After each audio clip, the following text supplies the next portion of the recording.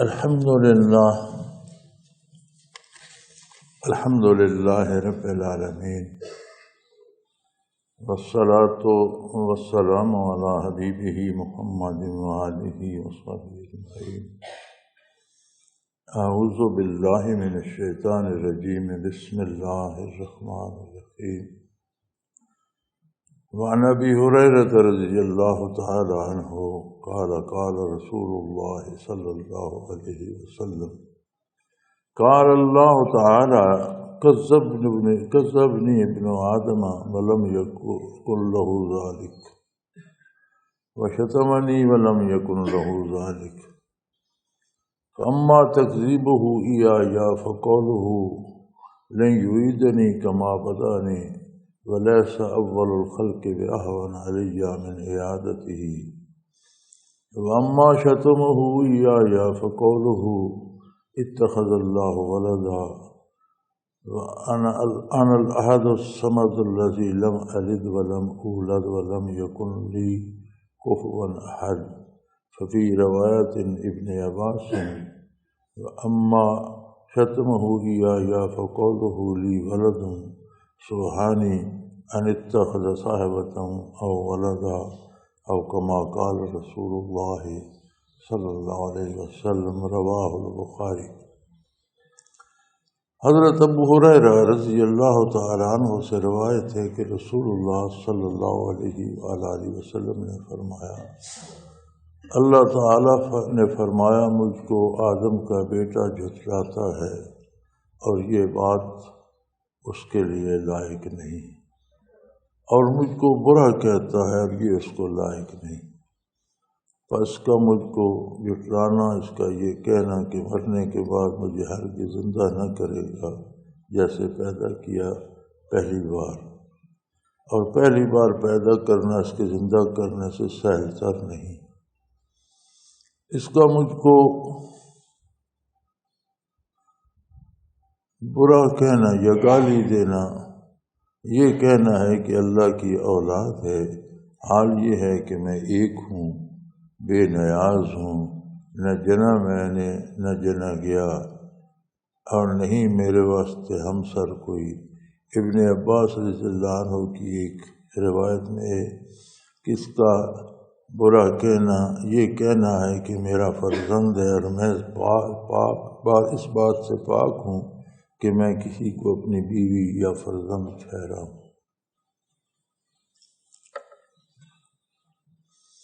رسول اللہ صلی اللہ علیہ وسلم نے ارشاد باری نقل فرمایا، حدیث قدسی اسے کہتے ہیں، جو باتیں قرآن میں بھی نہیں ہیں، قرآن اللہ کا ذاتی کلام ہے، حدیث ساری وحی الہی ہے، لیکن الفاظ اور کلام حضور علیہ الصلوۃ والسلام کا ہے۔ قرآن میں بات بھی اللہ کی ہے، الفاظ بھی اللہ کے ہیں۔ حدیث میں بات اللہ کریم کی ہے، الفاظ نبی کریم صلی اللہ علیہ وسلم۔ حدیث قدسی وہ روایات ہیں جو باتیں اللہ کریم کی اور حضور اکرم صلی اللہ علیہ وسلم کے مابین ہوئیں، اور حضور نے وہ تعلیم امت کے لیے بیان فرمائی۔ تو حضور صلی اللہ علیہ وسلم نے فرمایا، اللہ کریم فرماتا ہے کہ آدم کا بیٹا مجھے جھٹلاتا ہے، انکار کرتا ہے میری قدرت کا، میری عظمت کا، میرے ارشاد کو غلط قرار دیتا ہے، اور یہ اسے کسی طور زیب نہیں دیتا۔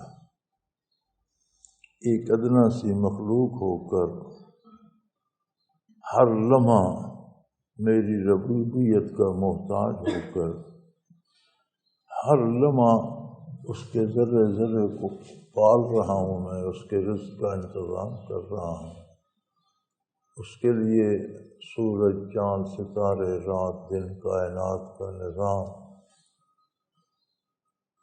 بے پناہ وسیع تر نظام اس کے لیے ترتیب دیا ہے، اور وہ میری بات کا انکار کرتا ہے، کہتا ہے یہ جھوٹ ہے، یہ اسے کسی طور زیب نہیں دیتا۔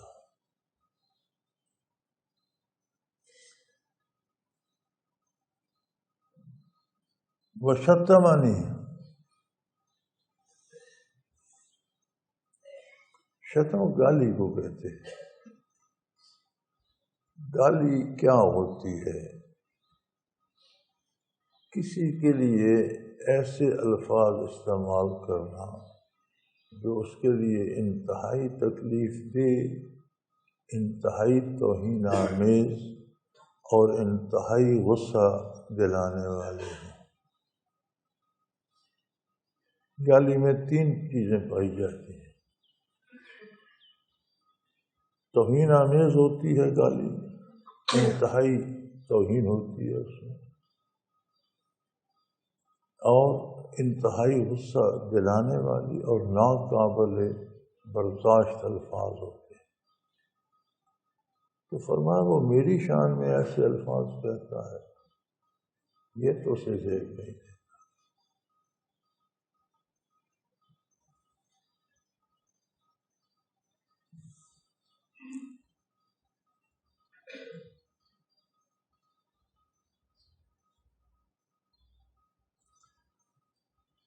فرمایا میری تکذیب کرنا یا میرے ارشاد کو غلط کہنا یا میرے فیصلوں کو ناقابل عمل ٹھہرانا ایسا نہیں ہو سکتا۔ ان میں سر فہرست بات یہ ہے کہ کہتا ہے مرنے کے بعد میں زندہ نہیں ہوں گا، اللہ مجھے زندہ۔ مرنے کے بعد کون زندہ کر سکتا ہے؟ گوشت گل سڑ گیا، چمڑا گل سڑ گیا، ہڈیاں گل سڑ کر خاک ہو گئی، خاک کے پریشان اڑ گئی، کوئی ذرہ کہیں گیا، کوئی کہیں گیا، پھر دوبارہ اس میں زندگی کا کیا تصور ہے کہ پھر زندہ کرے گا؟ یہ ممکن نہیں ہے۔ فرمایا یہ اتنا بھی نہیں سوچتا کہ دوبارہ زندہ کرنے سے پہلی بار پیدا کرنا اصولاً مشکل ہے، اللہ کے لیے مشکل نہیں ہے، لیکن اصولاً ایک چیز جو پہلی بار بنائی جاتی ہے، عدم سے وجود میں لائی جاتی ہے، وہ مشکل ہوتی ہے۔ اگر وہ ٹوٹ جائے، گر جائے، اسے دوبارہ بنانا پہلی بار بنانے سے آسان ہوتا ہے۔ آپ ایک مکان بناتے ہیں تو کہاں سے مٹیریل جمع کرتے ہیں، تو گر جائے تو 75% مٹیریل تو وہی کام آ جاتا ہے جس میں ہے۔ ایک میز کرسی کوئی چیز بناتے ہیں، وہ ٹوٹ جائے تو زیادہ مٹیریل تو وہی کام آ جاتا ہے جو پہلے ہے۔ تو فرمایا یہ بھی نہیں سوچتا کہ جس نے پہلی بار خاک کے ذرات سے انسانی سیل پیدا کیے، انہیں مختلف دواؤں غذاؤں کی صورت میں باپ تک ماں تک پہنچایا، آدھے سیل بچے کے باپ کے خون میں بن رہے ہیں، آدھے ماں کے خون میں بن رہے ہیں، پھر ان کو ملایا، پھر ایک چھوٹے سے جرثومے سے انسانی وجود ترتیب دیا۔ غذا ماں کھا رہی ہے، اس کا اپنا وجود بن رہا ہے، لیکن بچے کا حصہ تقسیم ہو کر بچے کے وجود کو جا رہا ہے۔ وجود بنایا، بے جان لوتھڑا بنا، گوشت کی خون کی پھٹکی بنی، پھر گوشت کا لوتھڑا بنا، پھر اس میں ہڈی پیدا ہوئی، پھر اس پر چمڑا بنا، پھر اس کے ایک ایک عضو کو شکم مادر میں ترتیب دیا، ہاتھ، پاؤں، آنکھیں، دماغ جیسی نازک چیز، زبان، قوت گویائی، دل جیسا نازک عضو، پھر اسے ماں کے پیٹ میں ہی چلا دیا، تو شکم مادر سے چلنا شروع ہوتا ہے، لبے گود تک چلتا رہتا ہے۔ کوئی سینکڑوں سال بھی زندہ رہے تو سینکڑوں سال ایک لمحے کے لیے رکتا نہیں ہے۔ کیسی کیسی نظر جیسی نگاہ جیسی آنکھوں جیسی مشینیں تھی، یہ کیا آسان تھا کہ دوسری دفعہ نہیں بنا سکتا۔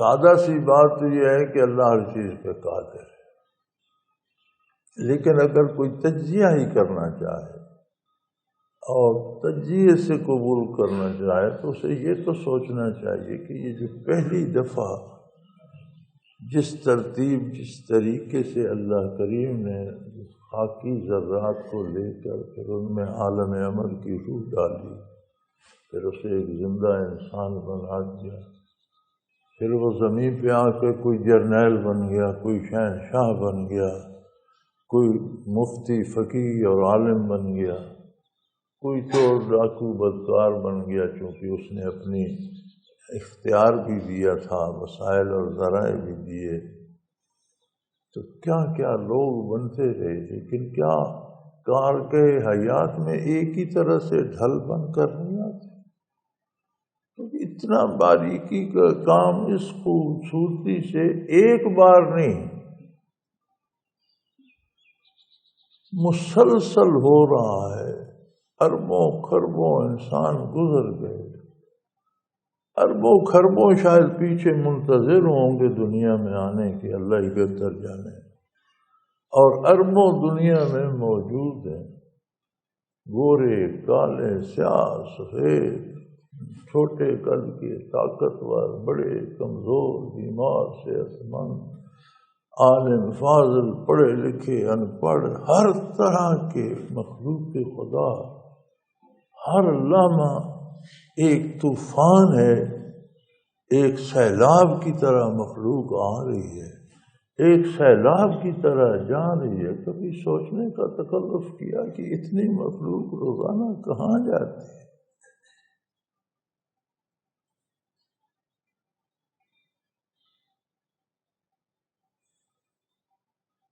یہ ایک انسانی طوفان ہے جو ہر لمحہ خاک میں مل رہا ہے۔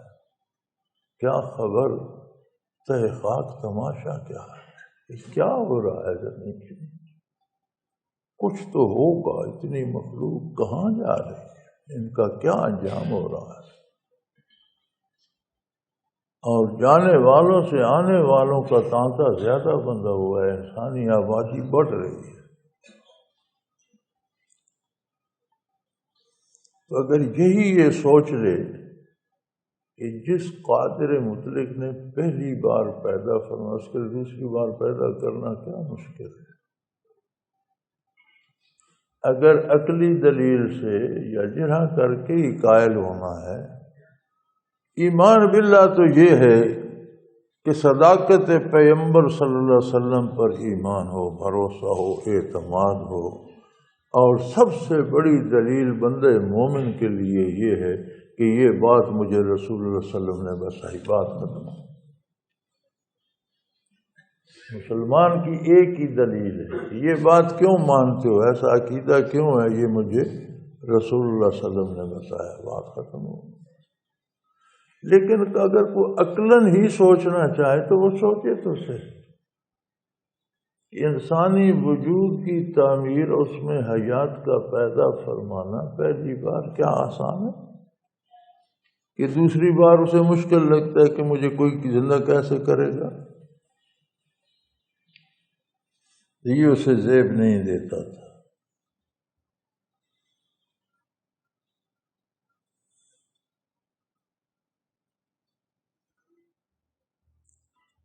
اما شتم ہو یا اور مجھے گالی دینا، میری توہین کرنا، ناقابل برداشت الفاظ میری ذات کے لیے استعمال کرنا، غصہ دلانا،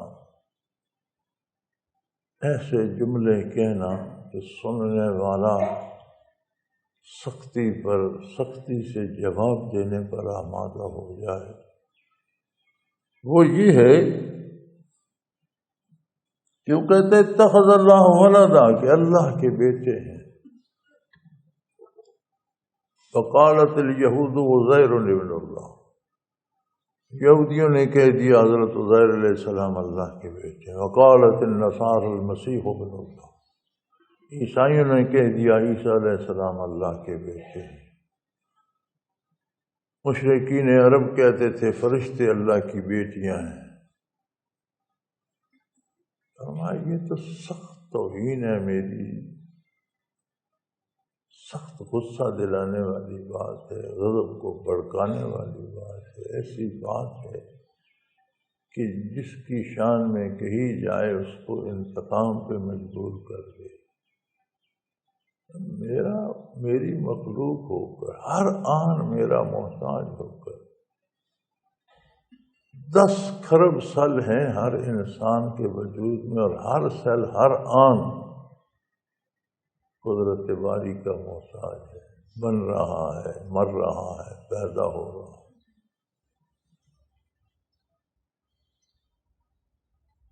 اور فرمایا حقیقت یہ ہے، حال یہ ہے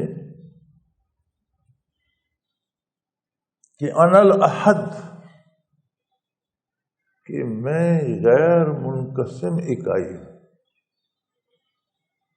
ہمارے یہاں ایک محاورہ عام بولا جاتا ہے، اللہ واحد ہے۔ یہ محاورہ درست نہیں، اللہ واحد نہیں ہے، اللہ احد ہے۔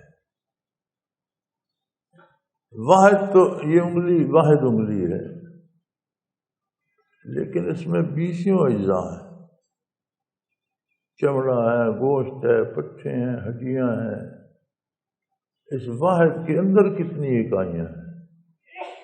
اللہ احد ہے۔ احد وہ اکائی ہوتی ہے جو غیر منقسم ہے۔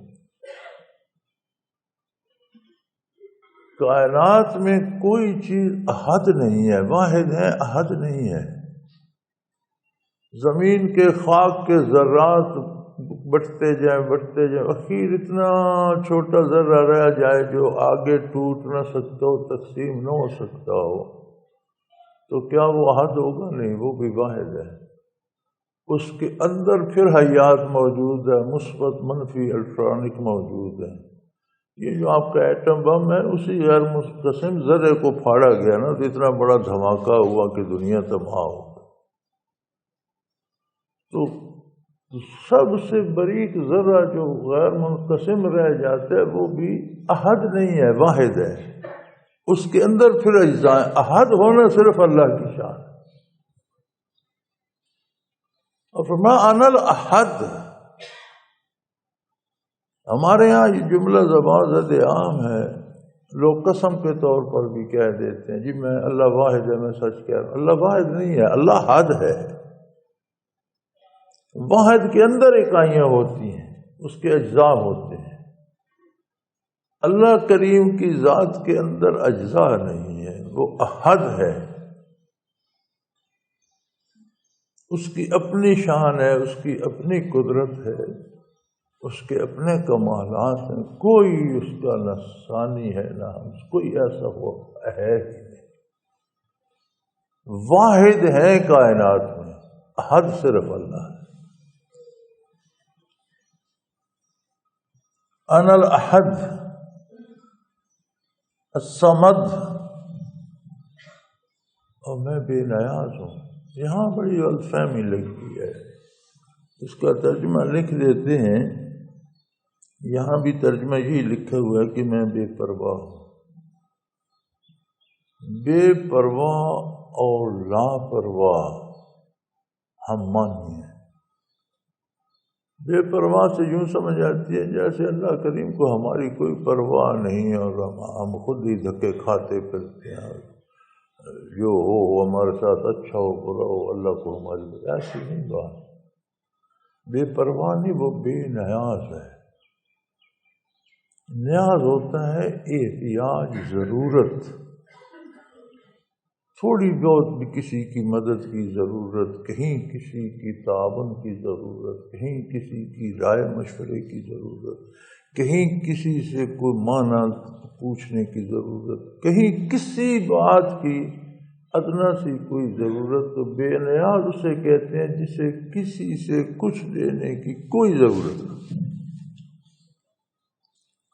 علم میں، عمل میں، طاقت میں، قدرت میں، حیات میں، کسی معاملے میں کسی کا کوئی احتیاج، کسی کا کوئی محتاجی، کسی کی کوئی ضرورت اس سے نہ ہو، اسے بے نیاز کہتے ہیں۔ بے پرواہ ترجمہ درست نہیں ہے، وہ اللہ بے نیاز۔ ساری کائنات اس کی حاجت مند ہے، اسے کسی کی حاجت نہیں۔ تو فرمایا حق یہ ہے کہ میں بے نیاز ہوں، یہ وسیع کائنات قائم رہے کوئی فرق نہیں پڑتا، ساری مٹ جائے میری عظمت میں کوئی فرق نہیں، سارے لوگ میری بارگاہ میں سر بسجود ہو جائیں میری شان میں کوئی فرق نہیں، سارے انکار کر دیں میری عظمت میں کوئی فرق نہیں پڑتا۔ انسانی افعال و کردار یا مخلوق کے افعال و کردار کا اثر خود مخلوق پر ہوتا ہے، خالق بے نیاز۔ جو نیکی کرتا ہے وہ اللہ پہ احسان نہیں کرتا، جو نہیں کرتا وہ اللہ کریم کا کچھ بگاڑتا نہیں ہے۔ تو یہ انسانی خرابات ہیں۔ بندہ 4 دن نمازیں پڑھ لینا تو پھر وہ سمجھتا ہے کہ دوست خط لکھتے ہیں جی اتنے عرصے سے ذکر بھی کرتا ہوں، اتنی نمازیں پڑھتا ہوں، پھر بیٹا بیمار ہو گیا۔ بھائی بیٹے کی بیماری کا تعلق آپ کی نمازوں سے کیا؟ نماز آپ پر فرض ہے تو پڑھتے ہیں۔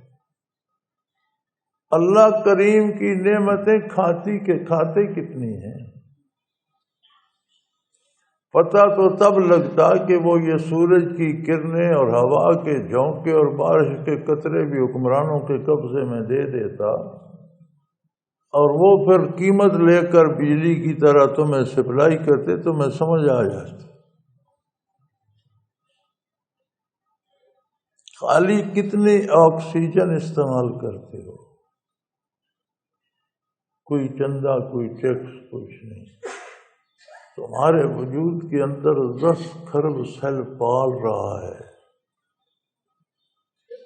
6 مہینے سے زیادہ کوئی سیل زندہ نہیں رہتا، 6 مہینے میں ہر بدن کے اندر 10 کھرب موتیں ہوتی ہیں، 10 کھرب نئے سیل پیدا ہوتے ہیں۔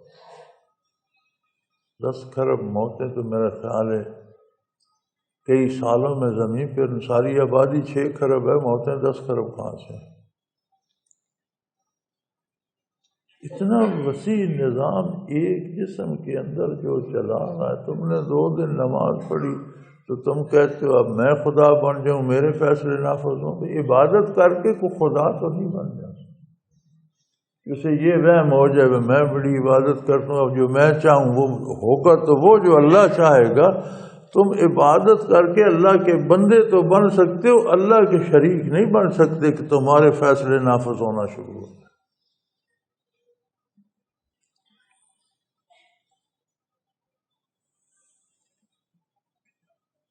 تو فرمایا میں بے نیاز ہوں، کسی طرح کی کوئی احتیاج ضرورت محتاجی مجھے نہیں ہے۔ لم الد ولم اولد، نہ میری کوئی اولاد ہے نہ میرے کوئی والدین ہیں، میں اپنی ذات میں آپ ہوں، ہمیشہ سے ہوں، ہمیشہ رہوں۔ والدین بھی ہوں یا اولاد بھی ہو تو وہ اسی جنس سے ہوتی ہے۔ انسان کے والدین انسان ہوتے ہیں، بے شک بیٹا عالم ہو جائے لیکن باپ عالم کا باپ ہو، بیٹا جرنیل ہو جائے باپ کسان ہو لیکن وہ جرنیل کا باپ ہوتا، بیٹا بادشاہ ہو جائے باپ کسان ہو لیکن وہ بادشاہ کا باپ ہوتا ہے، انسان کو ہوتا ہے۔ اولاد کمزور ہو، نالائق ہو، بیکار ہو، لیکن انسان تو بنیادی طور پر ہوتا ہے۔ تو فرمایا میرا تو کوئی ہمسر نہیں۔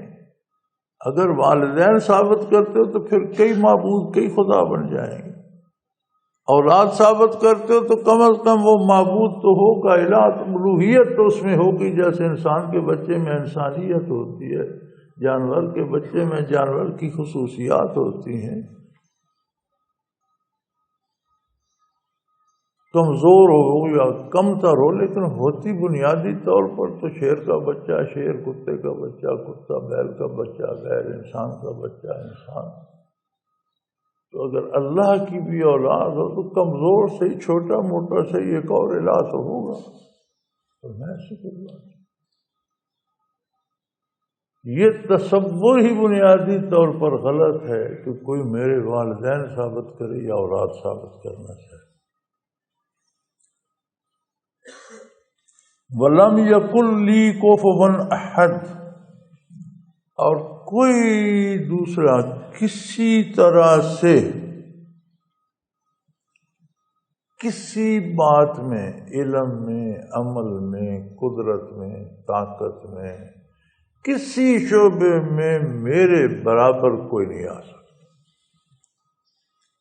کیونکہ میں اکیلا خالق ہوں، باقی سب مخلوق ہے۔ فرشتہ ہے، انبیاء ہیں، صلحاء ہیں، بادشاہ ہیں، امراء ہیں، لیکن سب مخلوق ہیں۔ خالق اور مخلوق برابر نہیں ہو سکتے۔ بنانے والا اور بننے والی چیز ایک جیسے تو نہیں ہو، تو میرا کوئی ہمسر نہیں۔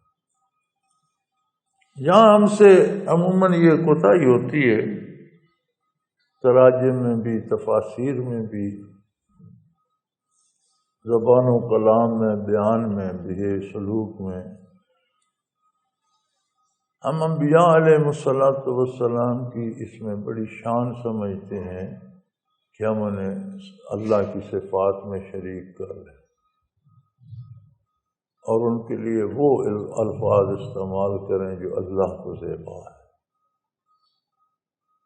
ایک طبقہ اس طرف نکل جاتا ہے، انتہا تک چلا ہے، دوسرا دوسری طرف سے وجہ سمجھتا ہے کہ عظمت الہی اس بات میں ہے کہ باقی سب کی توہین اور تردید کی جائے، حتیٰ کہ وہ انبیاء کی عظمت کو بھی معاف نہیں کرتے اور انبیاء کی توہین میں الفاظ لکھ دیتے ہیں۔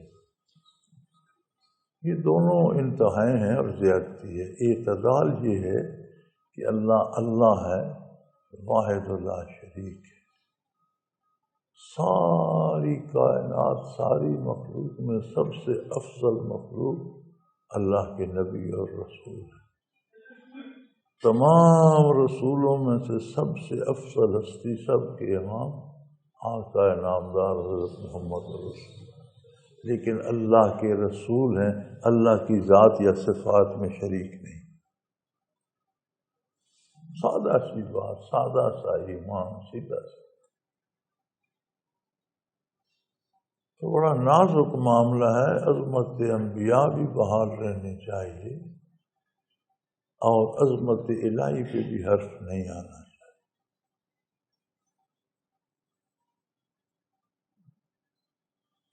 حضرت ابن عباس رضی اللہ تعالی عنہ کی ایک روایت میں ہے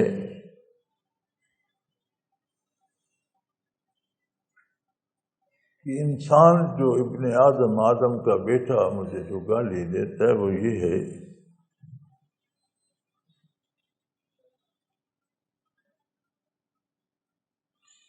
فَقَالُهُ لِي وَلَدٌ، اس کا یہ کہنا کہ میری اولاد ہے، میرا بیٹا ہے۔ اللہ کی شان میں یہ کہنا، یہ اس طرح کا ہے جیسے کسی کو انتہائی غضبناک کرنے والی کو گالی دی جائے، توہین آمیز کلمہ کہا جائے، نہایت اس کے غضب کو ابھارنے والی بات کی جائے۔ فرمایا سبحانی،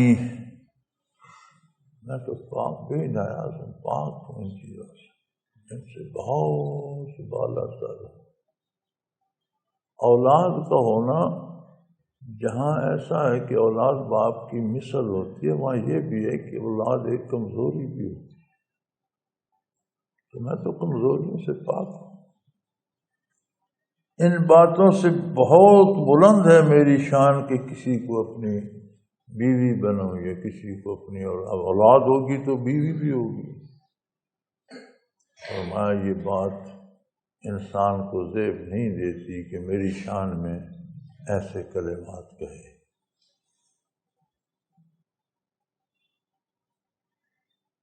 جو وہ کریم ہے، یہ سب کچھ ہوتا آیا ہے، آج بھی ہو رہا ہے اور شاید آگے بھی ہوتا چلا جائے گا۔ لوگ ایسا کہنے والے تھے بھی، ہیں بھی، رہیں گے بھی، لیکن وہ ایسا کریم ہے کہ اس نے ان پر بھی توبہ کا دروازہ بند نہیں کیا۔